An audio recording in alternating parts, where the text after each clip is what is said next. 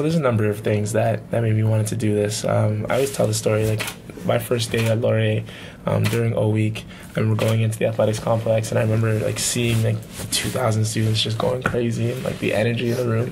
And I remember calling LaFave, like coming up to this like the podium, and I just remember thinking like, this guy is the president. Like, how do you get to that? Like, what is the road to become something like that? And it just seems so far off. But it was always something that was just in the back of my mind. Like, if I could do that, that'd be cool. And then second year kind of started, and I started getting involved in different things like that. And third year started, and I was set to be at Dawn, and I was in Dawn's training.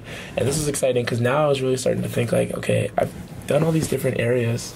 And I've always kind of had in the back of my mind that, you know, it'd be kind of cool to be president. People always said, hey, would you consider it? And I always said, well, I don't know. Like, I feel like this role is something that I kind of just live in my day-to-day life. And now it's kind of like I'm going to be paid to focus on supporting students. Like, why wouldn't I want to do that? So I guess I really feel like I was, trained for this position. Like, I know there's a lot to learn. I know there's going to be a huge learning curve just in the role of a president and running our type of organization. But I think my passion and my excitement to want to do it, just because I've already started on so much research already and meeting with people already, like I feel like I've already started my work. I just want to keep going.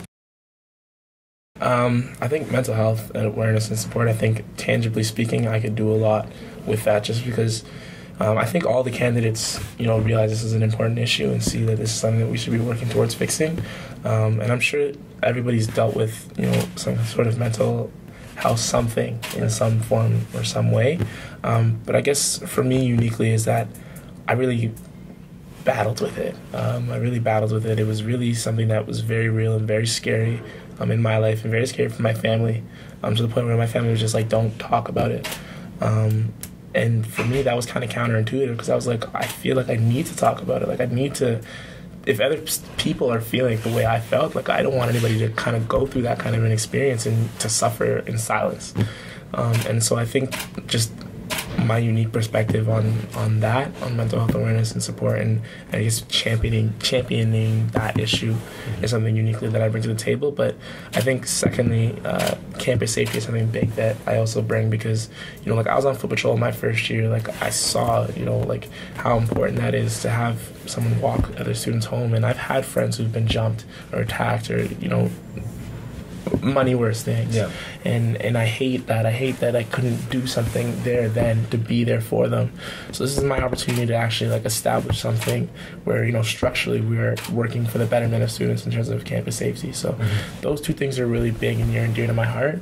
Not to say my other pillars aren't as important. I think, you know, improving studies-based quality on campus is important.